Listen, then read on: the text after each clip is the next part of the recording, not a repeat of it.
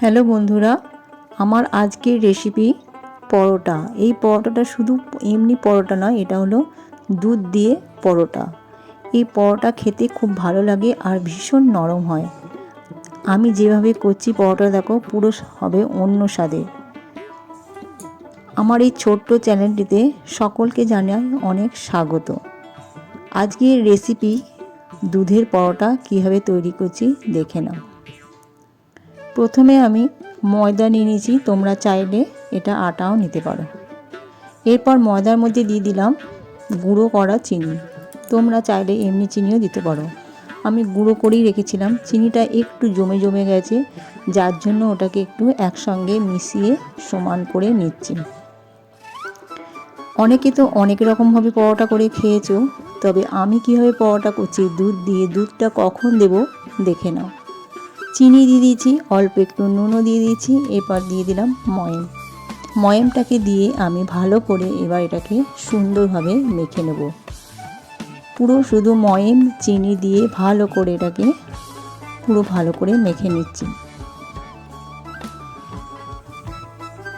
ভিডিওটা পুরোটা দেখো, তাহলে বুঝতে পারবে কীভাবে এই পরোটাটা তৈরি করছি আর কেন এত টেস্টি আর নরম হয়। এরপর আমি দিয়ে দেব দুধটা আমি একটু অনেকটা ফুটিয়ে নিয়ে, তবে দুধটা দেবে একবারে ফ্রিজের দুধও দেবে না, আর ভীষণ গরম দুধও দেবে না, একবারে রুম টেম্পারেচারে থাকা সেই দুধটাই দেবে। দুধটা দিয়ে আমি হালকা করে করে অল্প অল্প দিয়ে দিয়ে ভালো করে মেখে নেব।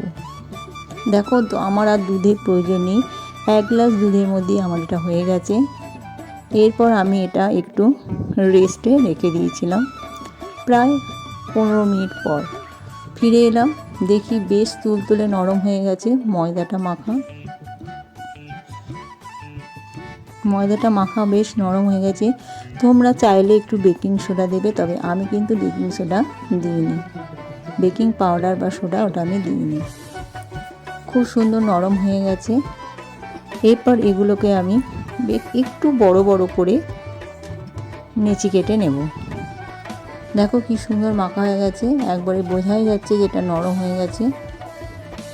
এরপর এগুলো আমি বেশ একটু বড় বড় করে নেচি কেটে নেব। এই নেচিগুলো দিয়ে তোমরা চাইলে গোল আকৃতিও করতে পারো, ত্রিকোণ আকৃতিও করতে পারো। আমি ত্রিকোণ আকৃতি করে এই পরোটাটা করছি। এরপর দেখো ভাজার পালা, কীভাবে ভাজছি। প্রথমে পরোটাটা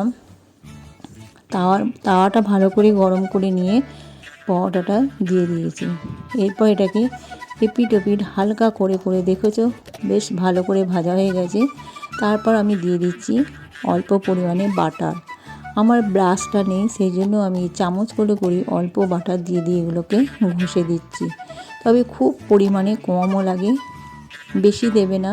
বাটার দিলে টেস্টটা খুব সুন্দর হয়, যার জন্য আমি বাটারটা দিতে বললাম। এরপর হালকা হালকা করে করে সমস্ত পরোটাগুলো আমি এইভাবে ভেজে নেব। এটা তরকারি না চাইলেও হবে, শুধু ওতেও খুব সুন্দর খেতে লাগে। তোমরা একবার বাড়িতে বানিয়ে দেখবে ভীষণ ভালো লাগবে, বাচ্চারা তো খুবই পছন্দ করবে। তোমরা চাইলে গোল আকৃতিও করতে পারো। এইভাবে আমি প্রত্যেকটা পরোটা এপিট এপিট করে ওপিট করে করে সুন্দরভাবে ভেজে নেব।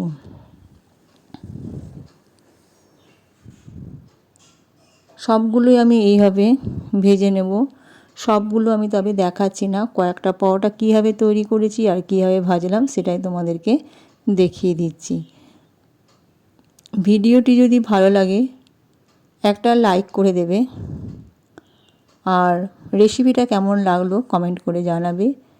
পারলে ভিডিওটা একটু শেয়ার করে দিও, আর সাবস্ক্রাইব করে দিয়ে যারা এখনও করোনি তারা আমার চ্যানেলটিকে সাবস্ক্রাইব করে দিও। দেখে নাও আমার পরোটা প্রায় রেডি হয়ে গেছে। আরও 2-3টে করে আমি দেখিয়ে দিলাম। এইভাবে খুব কম মিডিয়ামে রাখবে, আঁচটা বাড়াবেও না কমাবেও না, এইভাবে তৈরি করে দেবে পরোটাগুলো। খুব বাচ্চাদের একটা পছন্দের খাবার, তোমরা টিফিনেও এটা তৈরি করে দিতে পারো, ভীষণ ভালো লাগে খেতে। ফিরে আসবো আবার নতুন রেসিপি নিয়ে।